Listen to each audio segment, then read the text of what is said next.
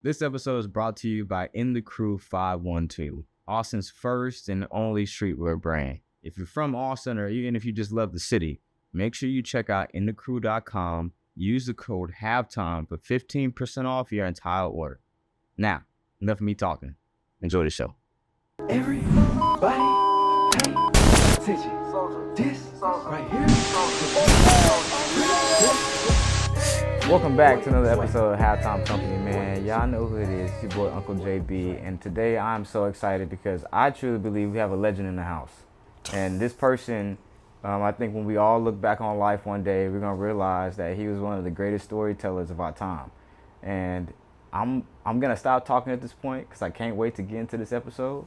And I'm so excited to introduce to the family my man, Mr. Premi Sterlin. How Appreciate you doing, brother? bro? Appreciate you, man. It's good to finally be out here in Austin, Texas. I love it out here, by the way. So shout out to all my Austin Texans. Yeah, man. I appreciate y'all. you pulling up, man, from Florida, Sure. dog, and Yeah. coming out here and kicking it with us for a little bit. Absolutely. So before we get into like all the good stuff, man, if you could tell the family that don't know who you are, man, who you are, where you from. I know I already gave Florida away, but you know what I'm saying? Just tell them a little bit sure. about who Premi is. What camera were you on? This one? All of them. Listen, it's your boy Premi Sterlin, the general of the 22. I live out in Florida, Hollywood to be exact, 22nd Court. Y'all know where I'm at.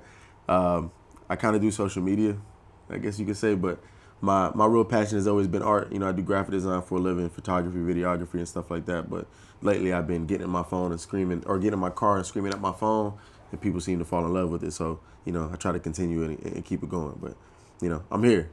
That's what's up, man. And like before you started doing all the social media stuff and sitting in your car screaming at people, what were you doing before that? Like, what was your life like before social media came into the picture? It was simple, man. I woke up early in the morning every day, 9. I would, just do my work. I work from home. I'm a graphic designer. I run my business. I got a multimedia production company, and it's just me doing graphics, video, photography, making beats, making websites for people, and then I'd go to practice, I'd fight, I'd come home, and it was pretty much that simple. And then started doing the social media thing, and it kind of blew up kind of fast. So it kind of felt like that was the path I was supposed to continue on. So that's where I kept going. That's what's up. And what sparked you to even start social media? It's a lot of things, but it's a couple main things. I kind of got into it with the social media content creator. I wasn't a creator at the time. I was just kind of like, making funny videos, like stuff for my family and stuff. And we kind of got into it because I felt like he stole a joke of mine from Twitter, and then he started making a couple videos about me. And then he said something like, he said that I would never get to his point, and that's why I wanted to go back and forth with him. And I was like, yeah, but I don't do social media, so I don't care. But if I wanted to, I'd show you. You know what I'm saying? I'll show you, yeah. So and I wanted to prove to a couple of my homies and my family members that like being consistent on social media can work out. You know what I mean? Like I always say, I like people to see me in the beginning and how things kind of work. So, I got a chance to start at nothing and show people like you can get to this. You know what I mean? It's possible. You know what I mean? I kind of did it a little faster than I thought I would, but you know what I mean? It worked out. So it's good to see and have other people see, where I'm getting to. But yeah, man, some dude told me I couldn't do it. So, sometimes you just got to show them a little bit. Yeah. But I mean, it's actually kind of interesting you said that, like he stole your joke. Like, it was yours, right? Yeah, So that's what it felt like. You know what I mean? Because I made a joke about R. Kelly. He was wearing like a really funny outfit, and I like had all the things about the outfit that I thought were ridiculous, like in a line. And then he made like his own Instagram video about it, and he pretty much said my tweet word for word. So I was like, I don't know where else you would have got that from, but I've always said this: there's no new ideas under the sun. You know what I mean? Like art is almost meant to be stolen, but at the time I was just like, man, I didn't really like how that was rolling. So I made it known that I didn't like it, and then he had like 500K at the time, and he was just like, he did like 1 video, 2 videos, 3 videos. He did like a live. He was talking about me, and I made 1 video. I was like, listen, I'm not going back and forth with you. I'm gonna do this 1 video, and that's it. And then that was it. You know what I mean? I didn't like that he said I couldn't do it. So sometimes you gotta show people you can do it. And do you feel like at that point that's when you really realized like, all right, my voice kind of carries weight, like, or my ideas and my thoughts can't kind of carry weight. So let me dive into it. It is hard because when I first started doing social media, I was doing jokes. You know what I mean? I was just like telling jokes, you know what I mean, talking about my life, but like, you know, in a more comedic way. I wasn't really talking about the political stuff or the real life stuff. I've always talked about politics because in my business, that's what I do. I do like political artwork. Like I do a lot of like stuff for political organizations and nonprofits. So I've always talked about politics. I just never really made it my thing because I feel like, you know, there's a lot of people talking about politics, and if you don't know what you're talking about, I think it's better that you just kind of, you know, learn before you kind of just jump into it and start giving advice to people or telling people what you think is real and what's not real. So I was doing a lot more jokes before, and then I did one video, which I think to me was like my turning point for my social media, where I talked about the Supreme Court justice pretty much in a sense allowing racial discrimination to be part of how they book people that they feel are immigrants or, you know, non-Americans. And it did crazy numbers. And from there, I felt like, you know, it was very important to continue doing what I'm talking about, because a lot of people said that it felt like it made more sense to them because I explained it the way I explained it. Yep. And I felt like if this is something that, you know, is given to me by the simulation, I feel like it's almost important that I keep rocking with it, because, you know, I always say if I don't do it, somebody else is going to, and they gave me the energy, so I just try to continue with it for me. Yeah, I think that's what's dope though, because I mean, like you just said, you know, a lot of people talk about politics, but the way you do it is so different. Yeah. And how you integrate storytelling and examples from life into, you know, what's really happening right now in the world, I think is such an amazing skill. So like, how did storytelling really become a part of, you know, getting that message across? Was it something that it was easy for you? So you're like, hey, let me just share that, or? Yeah. I would say I do think it's easier for me to kind of like add stuff that happened in my life to anything, because my, I guess, overall thought is I think everything is political from like top to bottom. It doesn't matter if we're talking about, you know, family stuff, if we're talking about, you know, sports, everything is political. And how I can add my regular life stories to politics in a way proves that, you know what I'm saying? Like, it doesn't matter about what you feel is this. Sometimes it's more about just common sense and thinking about things outside of just yourself. I tell people all the time when we go to vote, listen, make sure y'all vote, by the way. I'm sorry for the commercial. Go vote. You know what I'm saying? Please, like, you got the right to vote. So many people fought for you to vote, especially if you look like me, especially if you're a woman. You know what I mean? We had to fight to even get the right to vote. So please, use that right and go vote. As I was saying.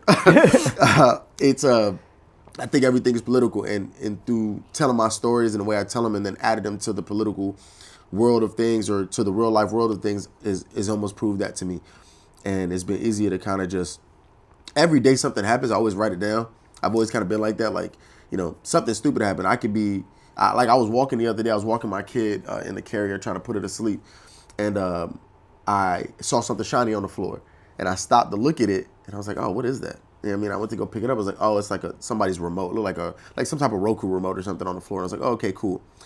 And it distracted me for like a good 30 seconds. I can't make this up. I take like 5 steps forward, and birds just started pooping from the trees. It lands right in front of me. And I was like, if I was not distracted by the remote right there, you would have got hit. I would have got hit. My kid would have got hit. Like, it was crazy. And I remember like going back, like I just looked at it. I turned around, went back in the house, and I'm like, a Roku remote just saved me from being, you know, pooped on, bro. Like, and I wrote it down, and every day, like, I'm like, it may not be the story for today. It may not be the story for tomorrow, but it will be the story for something. It may be for the story for something in the past that I don't know about that I learned later. And it'd be like, oh, this reminded me of the time I got, you know, distracted by the shiny thing, and it saved me from something in the future. So yeah. I try my hardest to write down every situation that I feel like might mean something later. And it could be anything.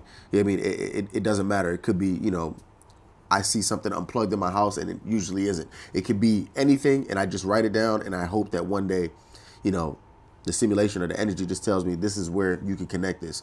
You know what I mean? And then I do that. So I think that's dope, though, because, I mean, if you want to be a good, not saying that you're trying to be a journalist, but if you want to be a good journalist, you have to journal. You got to write things down. If you want to be a good storyteller, you got to do the same thing. Right.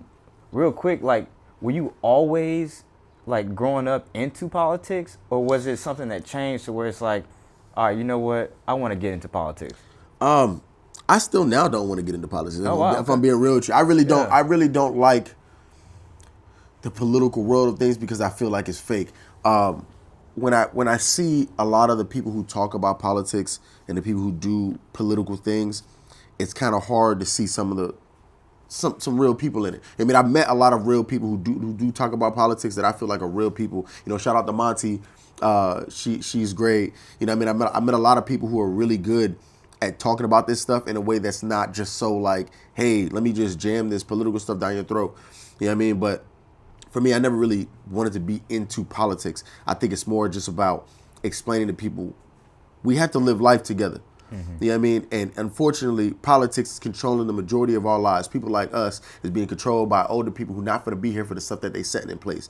So they don't care really much. So it's up to me to be like, all right, cool. If I can make it, even if it's a little difference in the youth, to be like, hey, listen, I know you don't really care about politics, but at least care about voting and just a little stuff. You only got to vote when it's voting season. I don't need you to care about politics year round. I mean, just like I don't care about basketball year round. Like I watch some games, but I'm going to watch the finals. You know what I'm saying? I need you to pay attention to these things because it does matter when it's time for you to vote. I need you to be a little bit more educated. So, like I said, I've always kind of been in politics because I've always worked in my community. I've always been part of these nonprofits that do political work. And I've been doing graphic design, political work for the past like 10 years of my life. So it's always been a part of my life, but I've never made it the forefront to be like, this is who I am and this is what I want to do. So, you know what I mean? It kind of just flowed that way through the content. Yeah.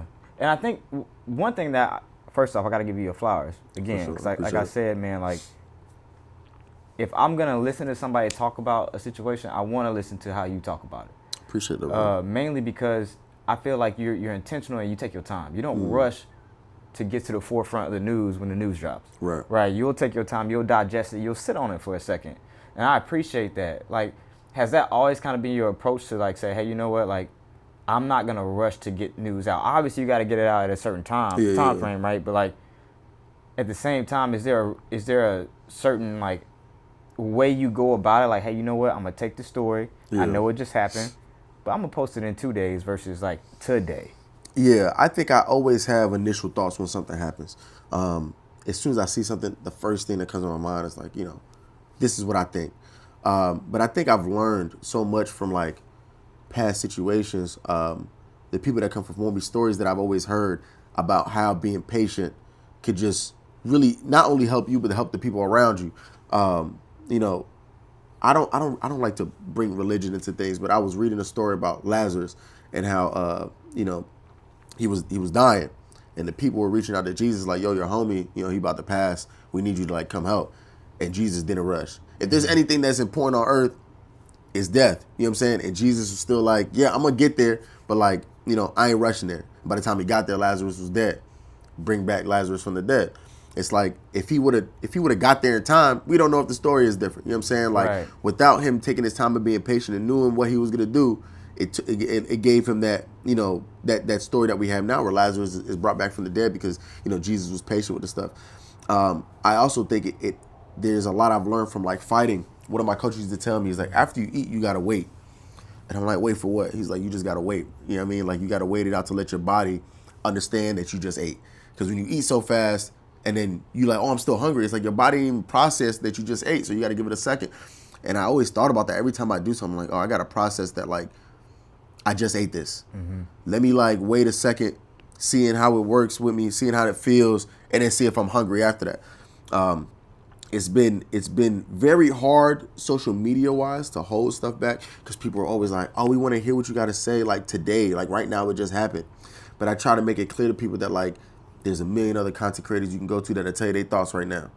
And I'm cool with that. I think that's, you know, if that's something you want to hear right now. But if you want me to give you the truth, you want me to give you the best options and actually give you the chance to read some of this stuff and give you the real, you got to let me understand it. You got to let me digest it. You got to let me read it. And you got to let me find what's the best way to get this to you in a way that is, you know, digestible for you. But it's also not me trying to feel like I'm picking a side all the time. I think that's also a hard thing with social media is that like, They want you to pick a side every day.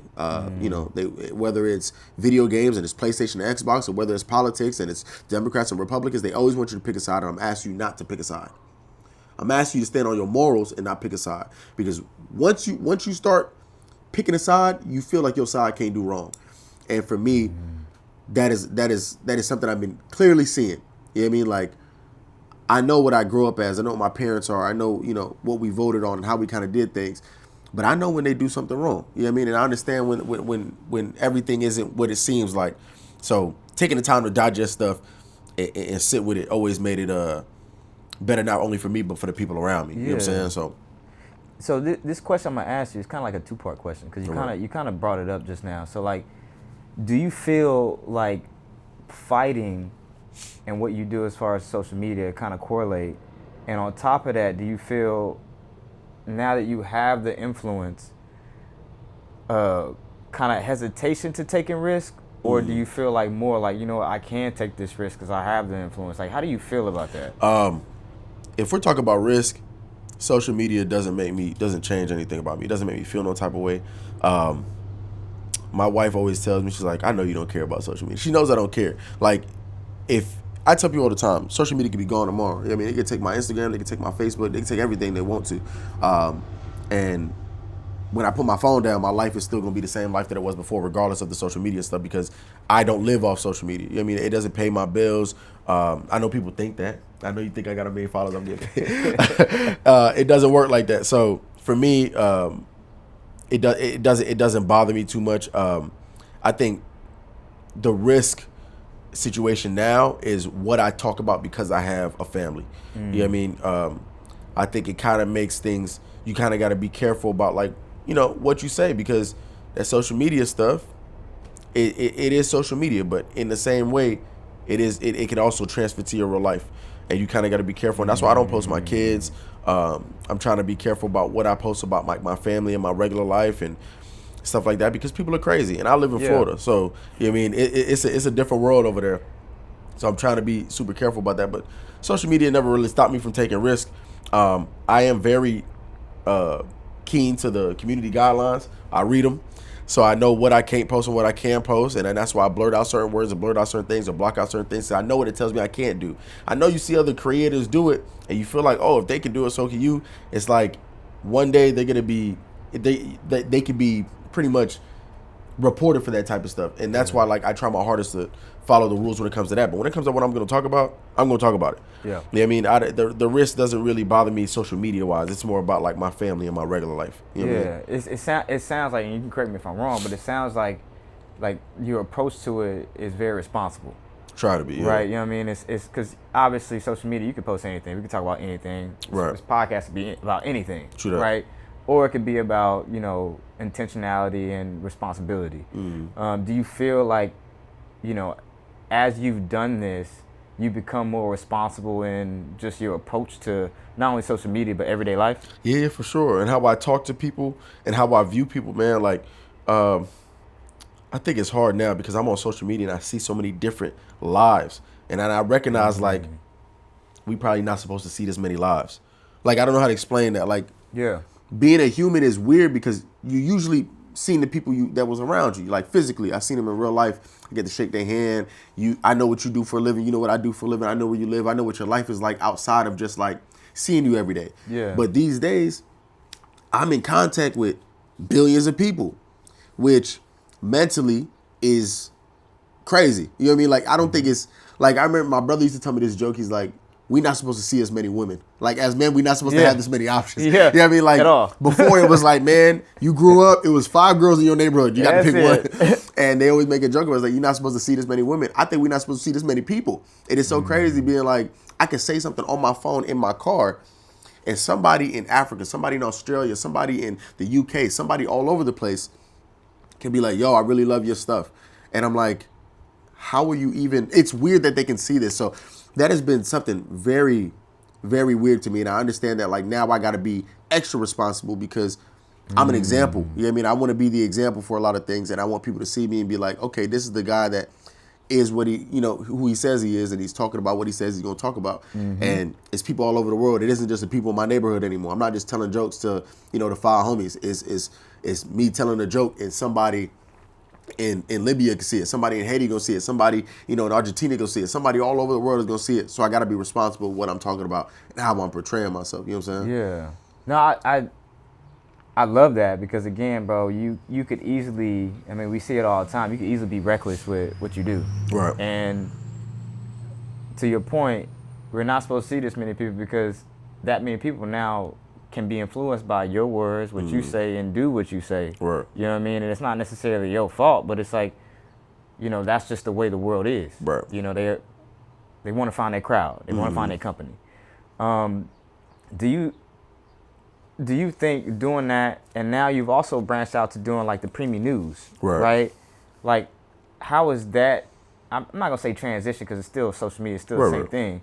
But how has that gone from like sitting in the car to talking about a story to now sitting, you know what I'm saying, at home and like doing a whole show about news? Like what is your, I guess, inspiration, and how do you create that show to be able to give out to people? I think when I started talking about more political based things, people really liked that there was humor in it, and it was easier to digest that way. I grew up with a mom who watched news on repeat. She come to my house, she got Don Lemon on her phone. You know what I'm saying? Like, she's always watching the news. Like, we grew up like that. It was always the news. And I really feel like it's important that people like me, you know, me growing up, got to see that. But not everybody is around a parent who's always watching the news and is keeping you informed and stuff. So I want to be able to be like, you know, here's a way for you to consume the news. All right. Your kids can watch it. I can watch. There's no curse words. I don't talk about anything sexually explicit. You know, I try to keep it humorous, but I try to make sure that you understand what's going on and keep you, you know, loaded, you know, on what's going on. So when I did start doing the Premi news stuff, I didn't recognize how hard it was going to be. You know what I mean? Like, doing everything by myself has been a little bit of a trial run, bro. You got to kind of like test stuff out. Like, I got a green screen. I never worked with a green screen before. I had to put it up in my living room, figure out how that works. And then I figured I had to buy lights. I'm like, okay, cool. You know, I bought the lights, and then I got, you know, the cameras and the setups and all that different stuff. And it was pretty much just like tiring. You know what I mean? It was just like over time, every week I was still posting every day. So I'm posting 14 days a week, or 14 days a week, 14 days in 2 weeks, but I also have to still write my script every 2 weeks for the Premi news. And then I'm also still, you know, taking care of my kids, taking care of my wife. I'm working my regular job, and I'm still fighting. You know, at the time I had just fought. I had trained for my last boxing fight that I had just fought. And it was just like, man, I'm getting overworked and stuff, but I never wanted to make people feel like it was impossible. So I was like, you got to find a way around it. You know what I mean? Find a schedule, make it work. That Premi news stuff has been very interesting. I was trying to make a parody of parody news. That's what I was trying. I was trying to almost make fun of like how Jon Stewart and them make their news stuff, but just like in a way that like people like us can understand. You know what I mean? Like, it's funny, you know what I mean? But at the same time, I'm going to try to continue. We going to come back. I just needed some time to kind of like reevaluate my schedule and figure that type of stuff out. So yeah, it's kind of crazy though. You just said all the stuff that you do. Like how do you juggle all that? Like, I know what I will say is, you know, shout out to you for doing that, because most people feel like, you know, one or two things is enough throughout a day. You know what I mean? But how do you, I guess, schedule and slot all that in a day and keep it going? I know you said you were a little burnt out, but like, how was that, I guess, managing all that at the same time? I'm going to put y'all on game to something I did that helped me with my scheduling. When I first started wanting to do the social media stuff, I said, this is how my life looks right now. I don't really have time to be sitting in my car for an hour to make a video. And sometimes it's 2 hours, depending on what I'm talking about and how I edit it and different stuff. So I took 2 weeks of my life where I lived regular. You know what I mean? No nothing. I didn't change nothing. And I wrote everything down, from what time I woke up to what I did, how I did it, what time I got off of work every single day. And then from there, let me know where I can fit stuff in and where I can take stuff away. Because it'd be like, all right, I spent 2 hours playing Cyberpunk 2077 today. I probably could have played for one. You know what I'm saying? I spent, 3 hours at the basketball court. I probably could have spent one. You know what I mean? And from there, I totaled up how many hours I had throughout the entire 2 weeks that was like excessive, ones that were free, and where I can kind of move stuff around, and it helped me build like, okay, cool. And don't get me wrong, life is going to life. You know what I'm saying? So you might run into stuff that happens that you wasn't sure was going to happen, but at least you understand your schedule can help you out. So some days where I had extra time where I would make 4 or 5 videos that day, so just in case something happened, I was kind of backed up. But yeah, I think it's just more about figuring out what you want to do and getting it done, because to me, I'm going to live one time. And I think the worst thing in my life would be if I get to like 60 or 70 and I'm like, oh, I wish I would have did that. Like, to me, that's like hell, homie. Like, when I think about like getting to like the almost the end of your life and thinking about all the stuff you could have did, but it was like, oh, I didn't have the time, or oh, I was tired, or I was sleepy, or oh, I wish I would have. I don't want to hear I wish I would have. You know what I mean? I can look back and be like, Premi did whatever. Yep. Whenever he wanted to do it, as many times as he wanted to do it, and nothing stopped him. You know what I mean? He didn't let the fact that I was tired, you know what I mean? He didn't let the fact that I, didn't want to do it, I did it. You know what I mean? And because I'm always more happy about doing something and being tired doing it than being like, oh, I was too tired, I slept and didn't do it. I'm always happier that I did it tired than didn't do it at all. So for me, it's all about, what do I want the end of my life to look like? You know what I mean? And I want to be like, Premi did everything he wanted to do. Yeah. And that's it. I love that because it's about being a man of purpose and being a man of intentionality. And now that you're a father, right, I'm sure that's more of a way to want to do that, to set an example. For sure. And like, real quick, now we're talking about it, like, how has that changed you being a father? Like, has that changed how you look at life, how you approach life? Because I know some people are like, oh, yes, it's tough, but it is what it is. Like, what's your thoughts on fatherhood? I'm scared, man. I ain't even gonna lie to you, bro. Every day I know, like my wife is always like, man, he make it look easy, and I'm like, I'm just scared, bro. Like, I don't know what life is gonna look like for them. You know what I mean? Like, that's why I fight so hard now. Like, when you're doing all the political stuff and you talk about voting, you trying to do, I'm like, listen, man, my kids gotta live in this life. You know what I mean? And eventually, I'm not gonna be here to coach them through everything. You know what I mean? That's how life works. God, forbid you don't live out the life of your kids, but that's usually how it goes. You know what I mean? Your kids live longer than you do. And I just want my kids to grow up in a world where it's better than when I was there. My mom always said, when you enter something, you got to make sure it's better than, how you left it. Don't ever go into a room and make it worse than it was. You trying to make it better than it was, and then you leave. So that's how I feel about being on earth. You know what I mean? They gave the simulation. God has blessed me with so many things I can't complain about nothing. You know what I mean? Like, my life is so good that social media almost is like a different planet to me. Maybe every time I put down my phone, I get to see how great my life is.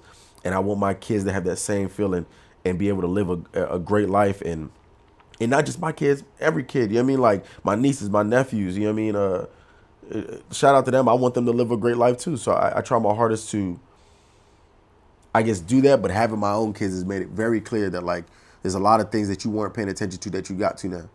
And I thank God for that, and my wife, that I get to experience this, as a man, as a human, being responsible for another one, and then understanding you're also responsible for almost every other life in the same way. So, and you said it earlier too, like how, when you get to 65, like, you don't want to talk about or say like, I wish I would have. Yeah. Right. What is it that you want your kids to be able to look back and say about you and your life whenever they get of age and they can finally be like, man, this is my dad? Like, what do you want them to be able to see? Two main things for both of y'all right now, because we probably gonna have some more. But for the two that are here right now, for all my kids, I want them to understand that I did everything I wanted to do. You know what I mean? Everything I wanted to do. Sometimes I didn't do the things I needed to do when I was a kid, but now that I'm older, I'm doing everything. I'm doing everything I want to do, everything I need to do, everything I have to do. You only gonna get to do these once, from what I know. I don't know if we come back reincarnated as a snail or whatever it is. But for now, I know that I only get one of these. So for me, I'm going to do everything. And I want you to understand that you can do everything too. People are going to tell you can't do it, or that it's very, very hard, and that all this different type of stuff. You can always go, well, I live with this guy who did everything he wanted to do. You know what I'm saying? I got to see him, my wife has got to see so much. She got to see me play basketball, in high school. She got to see me skateboard. She got to see me fight. She got to see me run a business. She got to see me do a million different things. And I want my kids to see the same thing. My dad is a fighter right now, but, next year he might be a skateboarder. And the year after that, he might be a golfer. And the year after that, he might be doing soccer. It's just a million different things I'm trying to do. And I want to have these experiences to be able to share with my kids. Like, oh, you want to start fighting? Okay, cool. I've done that for, this amount of years. I have this amount of fights under my belt. This is what I did that helped me. And I mean, whatever it is, whether it's photography, graphic design, whatever it is, I want to have those experiences. And number two is, tell my sons, please pay attention to how I treat your mother. Pay attention to how I treat almost every woman in my life, because it's very important that you do that the right way. You live on a planet where women get the short end of the stick, and they're expecting you to kind of just continue that. That's kind of how life works. They just want men to keep doing what they're doing.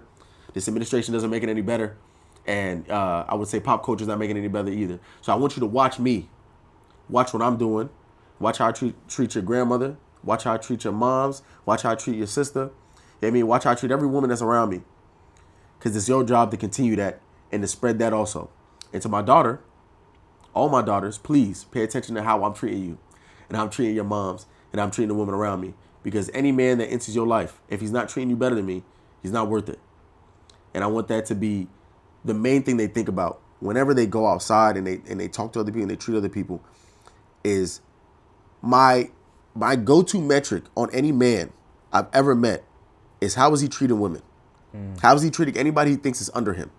You know what I mean? If we go to a restaurant and you're disrespecting the waitress, I already know what type of person you is, homie. Like, I don't need to be around you like that. If I'm around you and I see you, like, disrespect a woman, I already know what type of person you is. I don't, because I feel like you got to understand the position you're in. Like, it's almost like you're being a bully. You know what I mean? Because you understand you have the power over somebody. I understand in this society, I don't feel this way, but men have, it's a man's world. The men kind of control most of the things here, and they have these powers over women. So if you understand and you understand how life works, and you're still trying to use that to have some type of control over somebody else and power over somebody and disrespect somebody, I know what type of person you is, and I don't really need to be around you. So to my kids, I hope that this video stays around. I hope they don't delete YouTube or Instagram or something. You get to see this, but I hope it's something that you pay attention to, and you keep that in you. You know what I'm saying?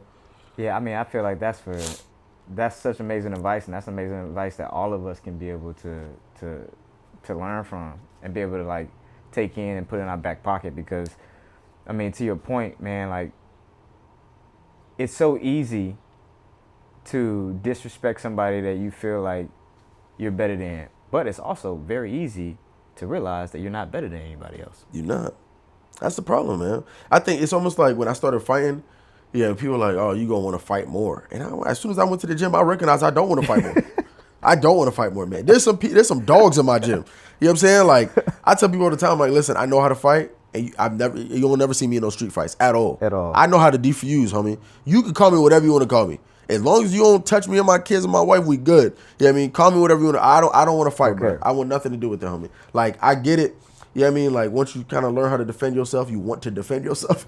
But, you know, it's one of those things where I've learned, like, and it's helped me in my regular life. Like, just because you know how to do something doesn't mean that you need to use it all the time or try to find a reason to use it, bro. So that is like has been very, very interesting to me, is watching people in a fight gym and watching how they kind of use that newer experience in their real life outside of the gym. So yeah, it's funny though, because I feel like, this is kind of something that we talked about before.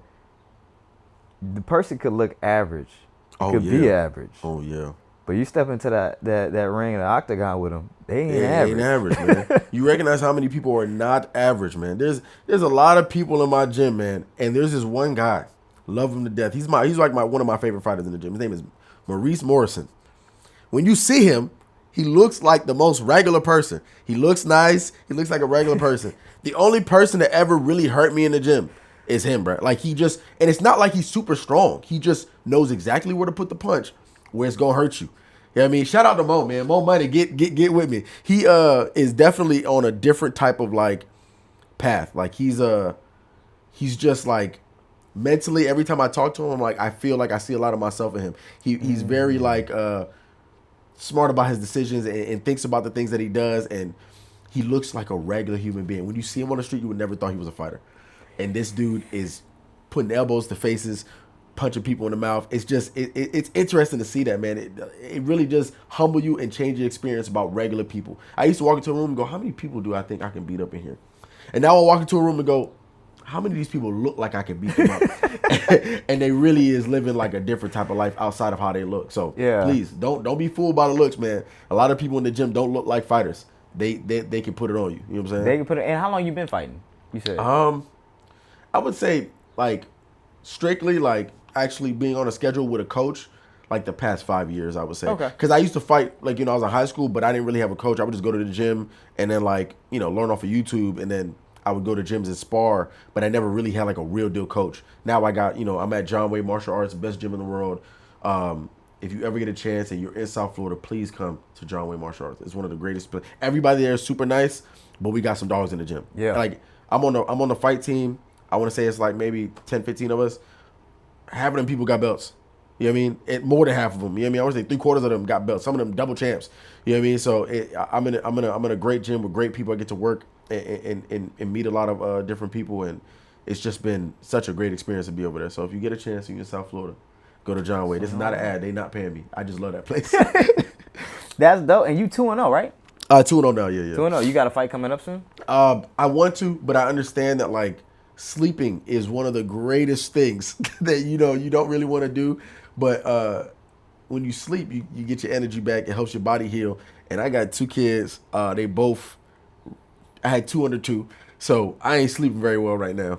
And it's kind of hard. So if I can kind of get their sleeping schedules set up, Get up, yep. I can get back on it. But I do plan on fighting again. I fought when I had my daughter, and then I fought when I had my son.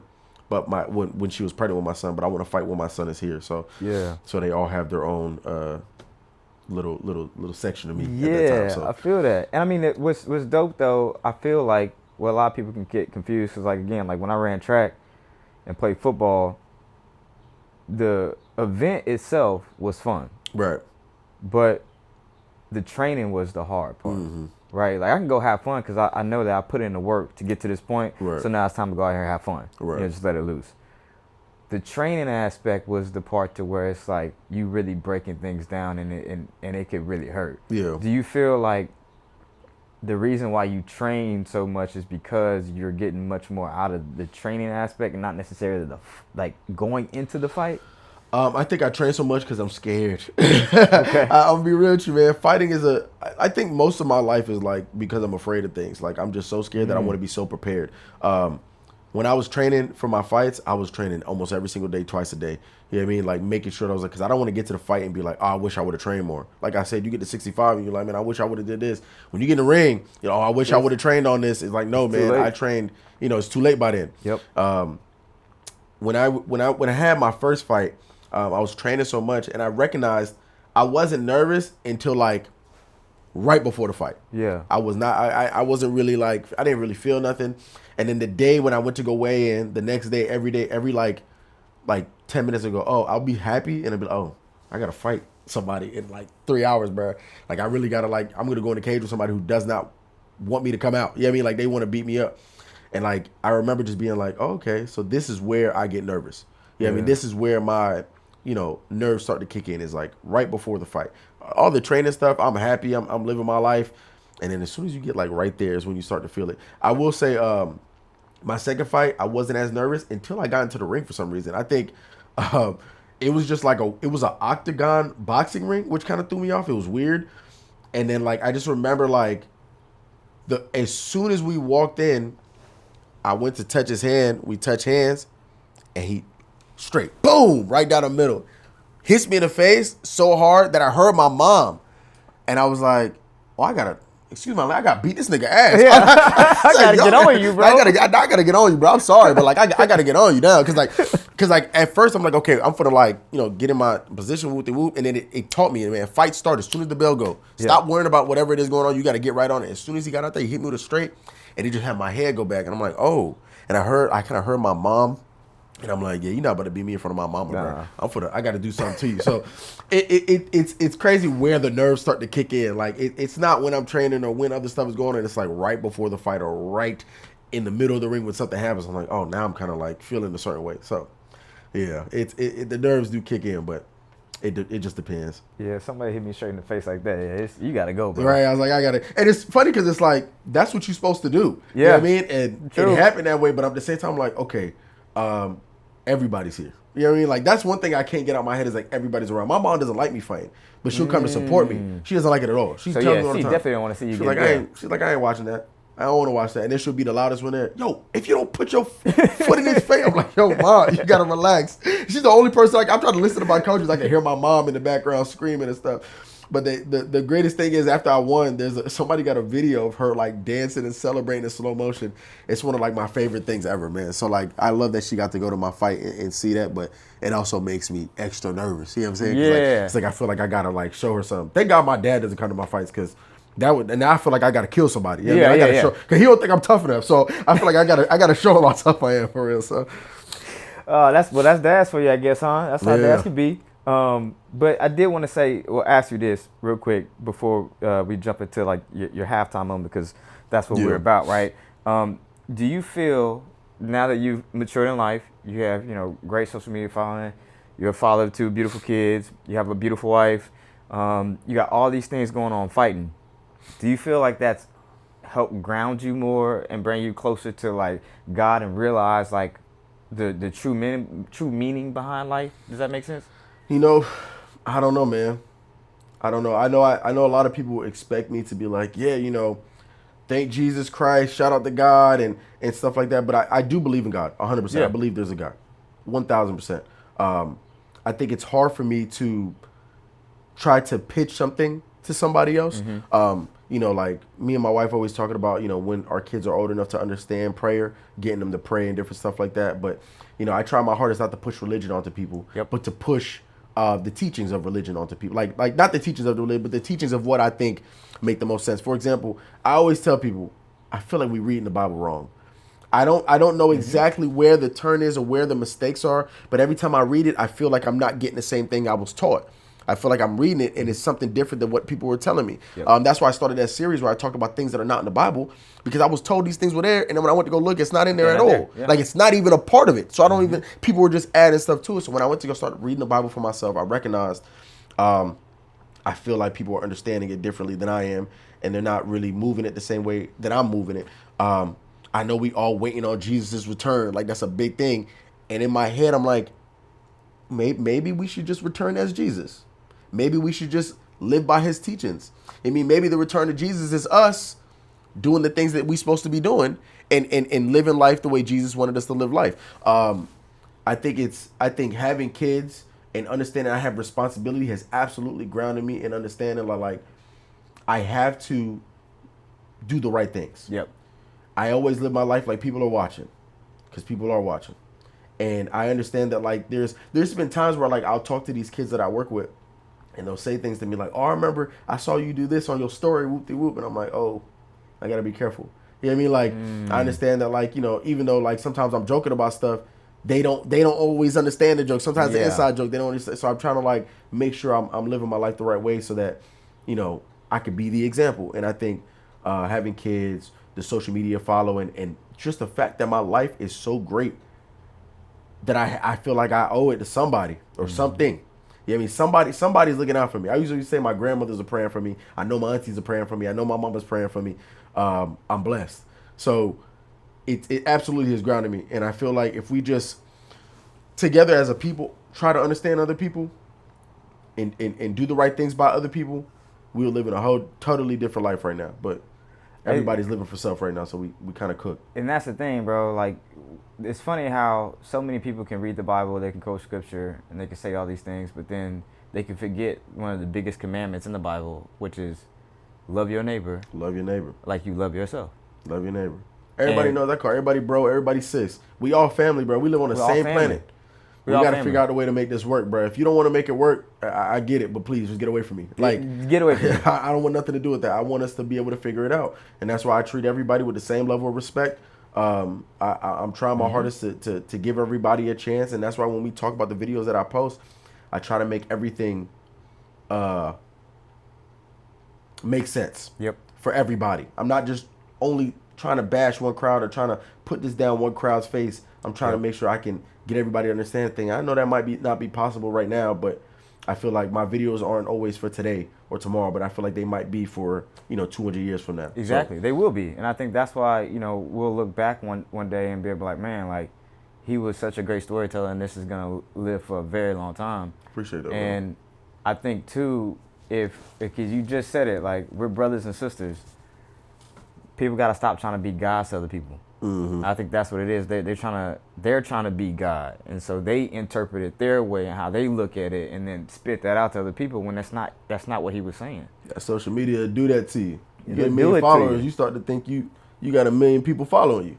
Yeah, I mean physically, and it don't work that way, man. You gotta learn how to. As soon as the more numbers I was getting, the more humble I was getting. I was like, I understand. I'm not owed this.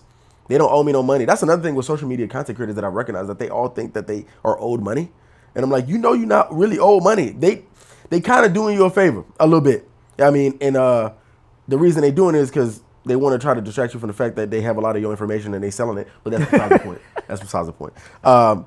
But you're not owed none of this. No. You know what I mean? You're blessed to live in a time where you can post on social media and make some money, but you're not owed nothing. And I'm not owed no followers. I'm not owed no comments. I'm not owed no type of interactions with my posts. I make sure that I'm using my influence as long as I have it. Yep. That's it. That's it.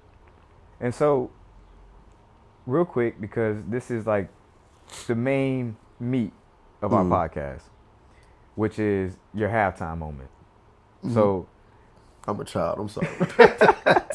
it's all good, dog. So I would love to hear from you, Premi. Like, what was the moment in your life where you felt like you had to go back to the drawing board and you had to make adjustments, you had to make changes to be able to chart a new path or live a life worth meaning or purpose? It's been a lot of moments, man. Some of them I don't think I should talk about legally, but I would definitely say when I was younger, I dropped out of high school. I was 17, 18. I dropped out of high school middle of the year after the basketball season. I was like, I'm not going to the NBA, and I don't care about school. I'm not going to college. I just dropped out. And my mom don't play that. You know what I mean? She's like, you finna go to school? You finna get out of my house and figure it out. You know what I mean? So I ended up being homeless. I was living in my sister's car. Shout out to Old. I love you to death. You are one of the greatest things ever in life. She let me stay in her car, live with her, and then I was living with a couple of my homies. And I just recognized like it was the same thing every day. You know what I mean? We would hang out, throw a party, because we had like a house that was like, it was owned by one of their parents, but their parents lived like overseas in like, I was Peru or something. So we just always kind of like just living together and throwing parties every day. You know what I mean? Like everybody was drunk and smoking. Like I don't smoke or drink like that. Like I didn't smoke or drink until I never smoked or drink. Like that was like my thing. I was like, I'm not smoking, I'm not drinking. Like you saw me yesterday. I had one thing. I gotta go lay down somewhere. I'm like super lightweight because I don't drink. I don't smoke. So it was like a thing just seeing everybody else like that and being like, oh man, like how long are we gonna do this? You know what I mean? Like how long are we gonna do this? It's so interesting watching it happen over and over and over again. And then, like one person will kind of like disappear from the group and like, oh, what happened? They're like, oh, they got a job and they got a house. And you're like, oh, okay.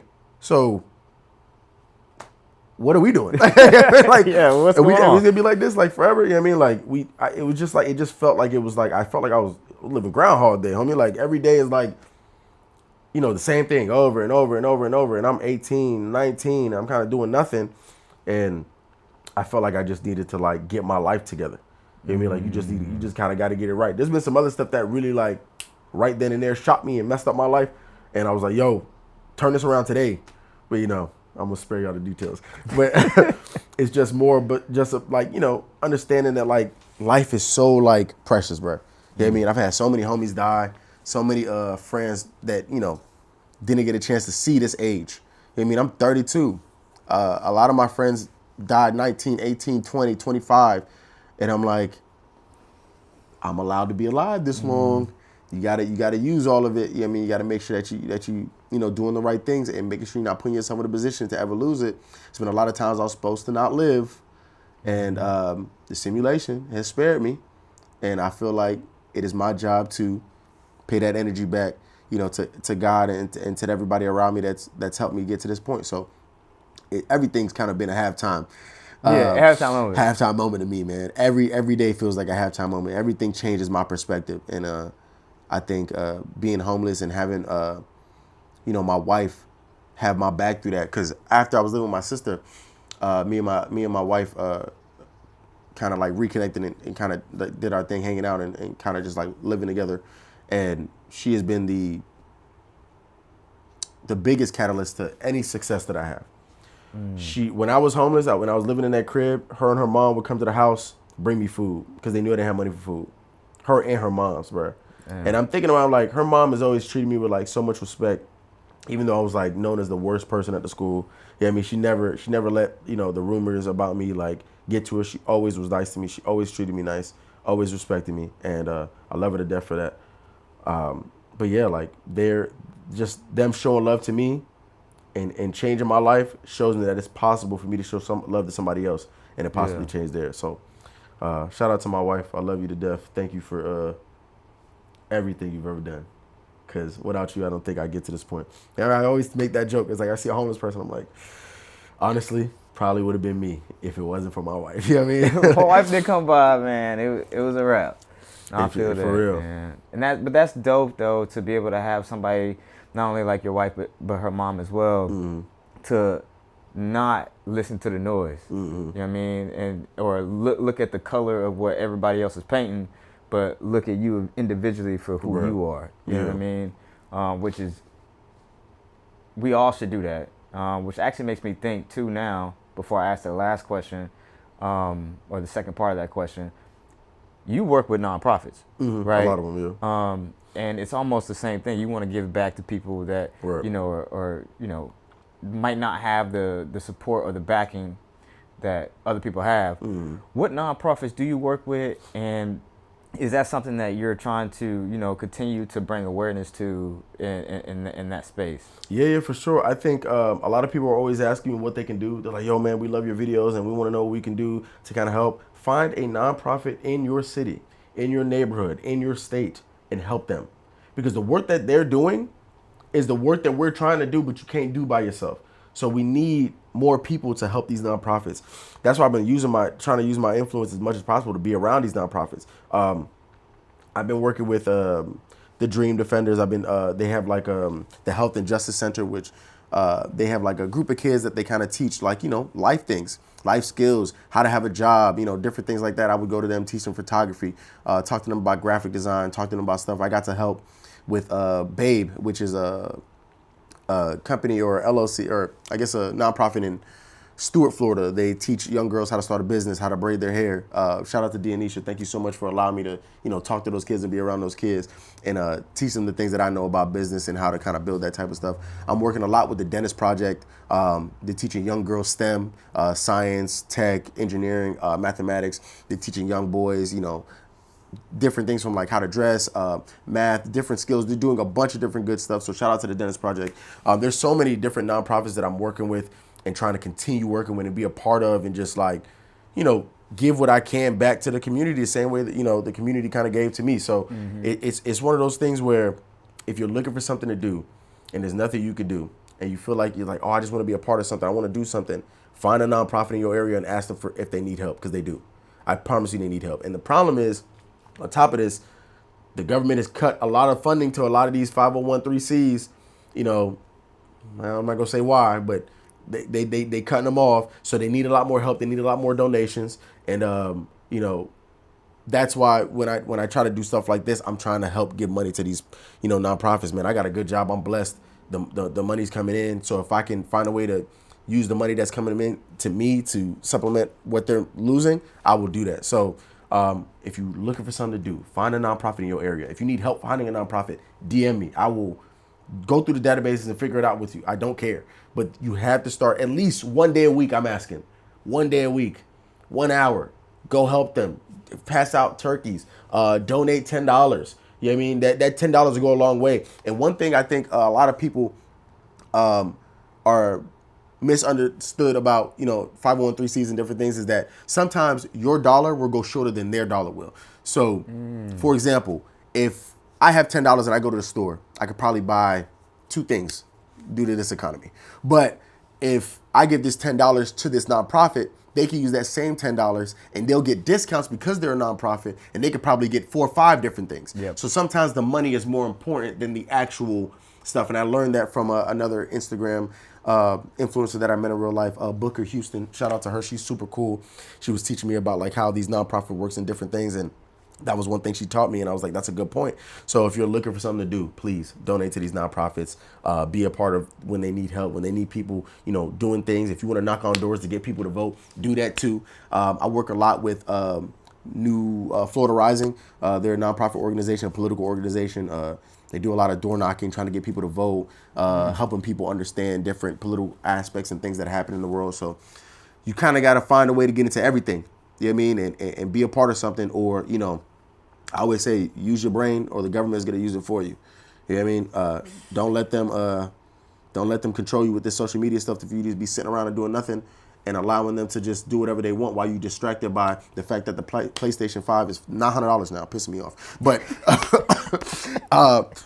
find a nonprofit, spend an hour a day, because I guarantee you spend an hour a week with these nonprofits, you're going to start spending 2. Then 3, and it's going to change how you look at other people and how you look at life, and then you're going to start spending 4 or 5 hours outside of these nonprofits just doing regular stuff for people. You know what I mean? And then you become a church, and then that's how life will get better for everybody else around you. So please, find a nonprofit, find some people to help. Please, for the love of God.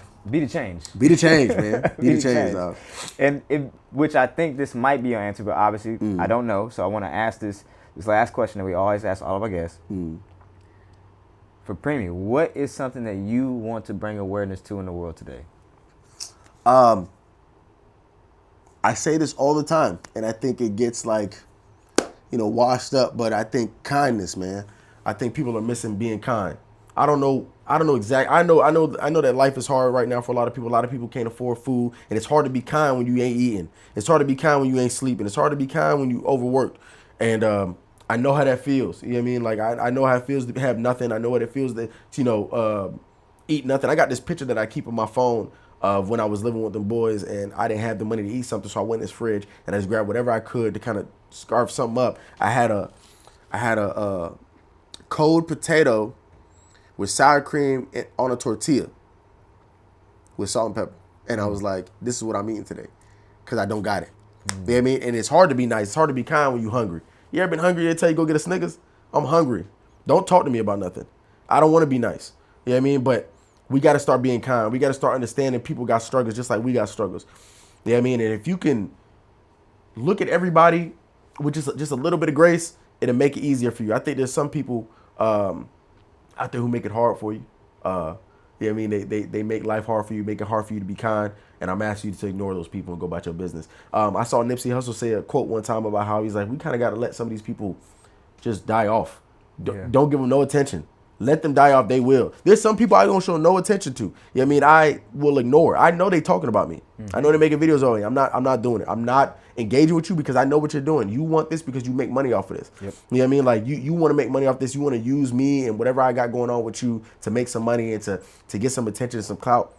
And I promise you, I ain't going for it. You could I'm going to just let you die off. You know what I mean? There's been a couple social media content creators, obviously not going to say no names, that have done that to me and trying to get me to, go back and forth with them. And now they're doing nothing with their lives. So you got to let them people die off. You got to know them type of people. And the people who want to be in your life, the people you want to be around, be kind. See somebody on the elevator, say what's up. They might not say what's up back, but that's cool. My wife always says, she's like, I'll say oh, how y'all doing? And they won't say anything. She'll be like, rude. And I'm like, don't even worry about it. You know what I mean? Yep. I'm doing my part. I don't need everybody to do their part. I'm going to meet you 50. We're going to go 50-50. I'm going to meet you in the street. If you don't want to meet me in the street, that's cool. The next person will. The next person after that. So be kind, man. That's one thing I want to bring to the attention of everybody. You got to start being kind. I know people going to think that's a cop-out. Like, there's a bunch of different stuff going on in the administration and, with all this different stuff. But I need people to start being kinder, man. It'll really change your perspective on people and the stuff that's going on in life right now. Yeah, because like you said, it's hard whenever your stomach touching your back. You know what I mean? To be kind, be nice. But at the same time, that person that might not be kind and nice, if you can meet them with that kind, nice energy, they might not be nice to you, but it might change their perspective and change how they interact with people after that. Yeah, exactly. You know what I mean? And so I think what you said, it's not a cop-out. It's actually the essence of humanity. Is just being kind to one another. Again, loving your neighbor and trying to support people and do things to better the world around you. Because, we got this big world that we could talk about, but, what are you doing in your world? Right? How are you affecting your world? Because if you can affect your world and change your world and all the people around you, then if that just continues to happen and we get this ripple effect, Right. we could change the whole world. For sure. You know what I mean? It doesn't have to be, like you said, like I got 1 million followers, so, you know, now I can really change the world. No, start with that one follower. You could do that before that. I tell people all the time, if you a grown man, you got an HOA just like me. You live in a community. Every day we gotta have meetings about HOA, different stuff every week. I'm nice to all my neighbors. I'm always being super nice to them, shaking their hand, checking on them, seeing how they doing.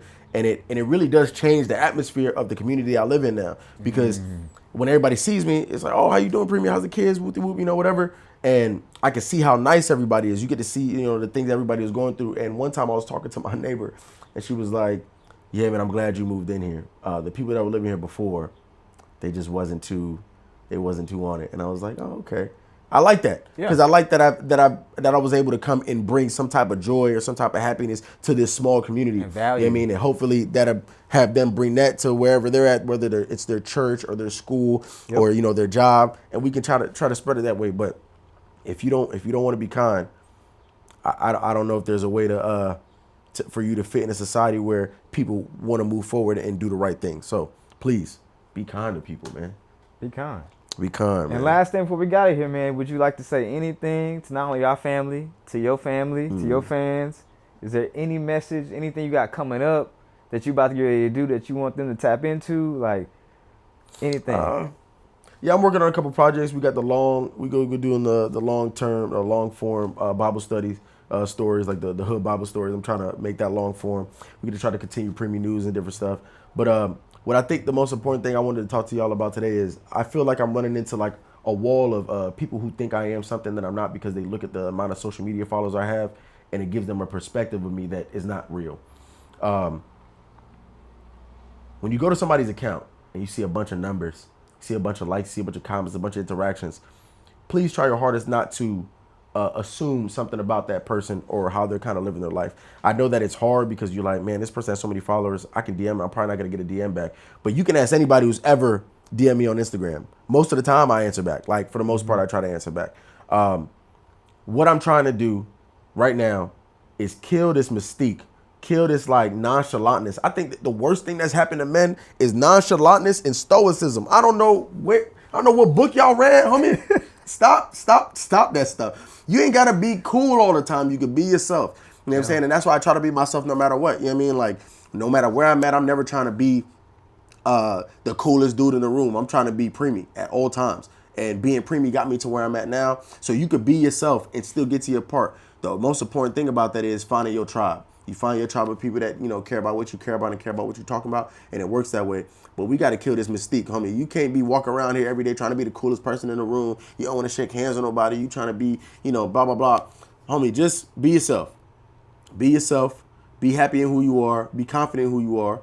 And stop trying to be something you're not in order to, you know, gain some social media followers or get some people to, you know, follow you or be a part of whatever things you got going on. Because you can only fake the fuck for so long. Eventually, you're going to have to be yourself. You're going to have to be real. And these people going to see you for who you are anyways. So you might as well just be that now. You know what I mean? I've lost a lot of followers because people be like they see my grill and be like, oh, you got all this gold in your teeth. Oh, you got this jewelry on. And I'm like, that's who I am. I've always been this person my entire life.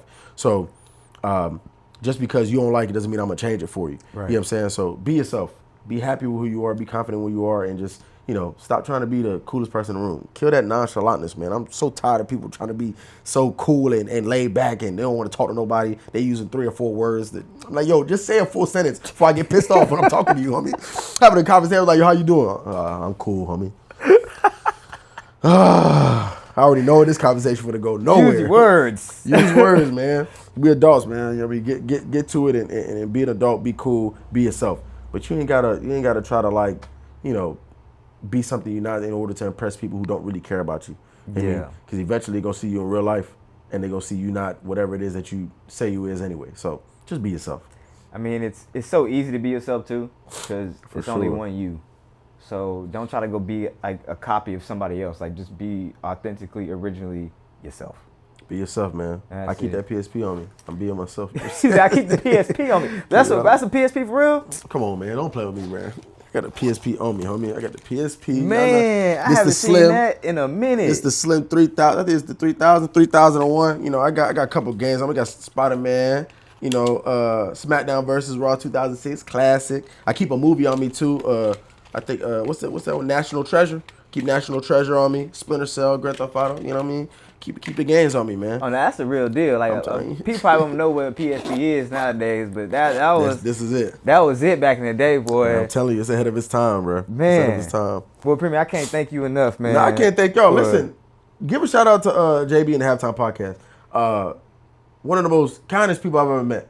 You know what I mean? Got me from the airport, got me something to eat. You know what I mean? Was super patient. I got my 2 kids with me. You know how it is. We got 2 kids. They doing a bunch of stuff. One of them is crying. They screaming. I'm trying to feed them. He ain't got no kids, but he understand. He like, you know, bro, don't even worry about it. Take your time. I'm like, you know what, man? I appreciate that. So shout out to you, man. I appreciate you being like super accommodated to everything and kind of just looking out for me and stuff like that. So that's real love, brother. Bro, Appreciate you, man. thank you so much, Absolutely, dog. man. You know it. And like we said at halftime, we hope y'all love this podcast. We hope y'all actually learn something because there's a lot of gems in here.